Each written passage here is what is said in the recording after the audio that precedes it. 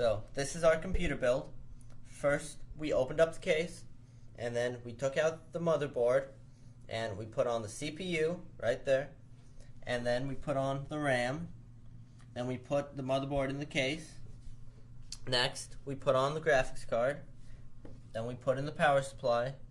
And then last of all, we put in the hard drive, and then we connected all these wires that you see here.